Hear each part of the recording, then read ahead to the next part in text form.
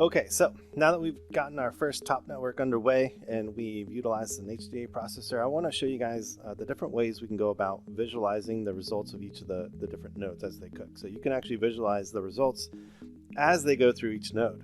And so it's not really overly obvious right away, and so I wanted to show you a couple different ways to go about it. Okay? All right, here we are back inside of Houdini, and specifically inside of our top network. And what I want to do is I want to review the results of my HDA processor. I want to make sure that all of our boxes are indeed different variations of the boxes. So what we can do is we can actually right click on it and we can say view task output. All right, and what this will do is it's actually going to launch the geometry player and it's going to show me the result. All right, and so it's going to show me, this box 1. All right, and we can actually, take a look at some of this. Let's actually take a look at the graph output here. All right, and let's say output node only, so we can actually look at just the output from these guys here. All right, so we have index, we have our IDs, our priorities, and that's everything that we have there. So let's go back and double click, or actually view task output on the second input here. And this is going to launch another geometry viewer or player. So you can see we have a smaller box. So let's actually go and get the other one there. So we have a smaller box. It's a little more purple. We got a lot of purple out of this one. Let's do that one more time. See if we get a different color.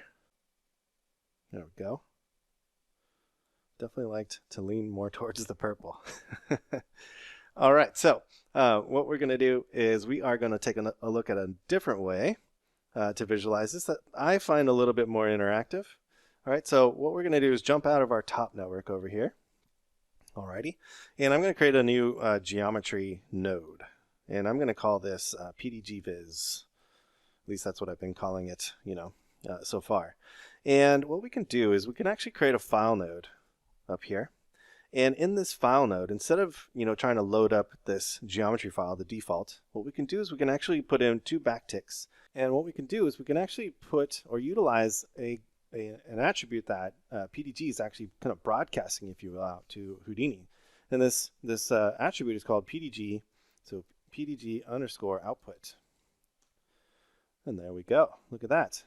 Now this is possible because what's happening is I currently have a work item selected. So as I select different work items, you can see my different cubes, or my boxes, if you will. That one turned out super small. So we'll fix that here in just a second. So now we have a really quick way to view the results of our HDA processor and our top network.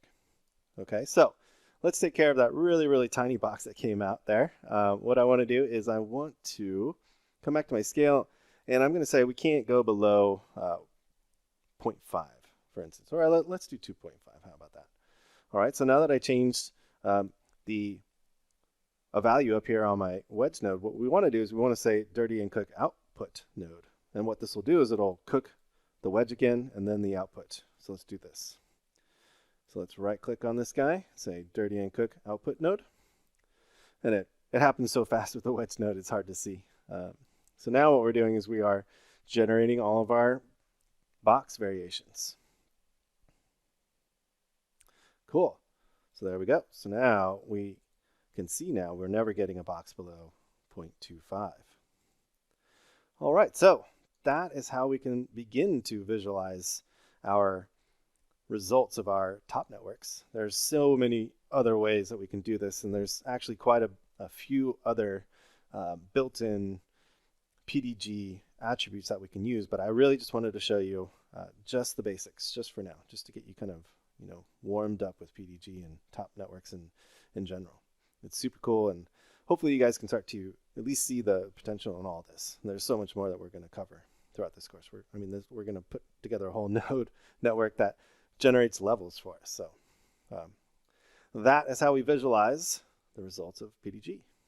Thanks so much.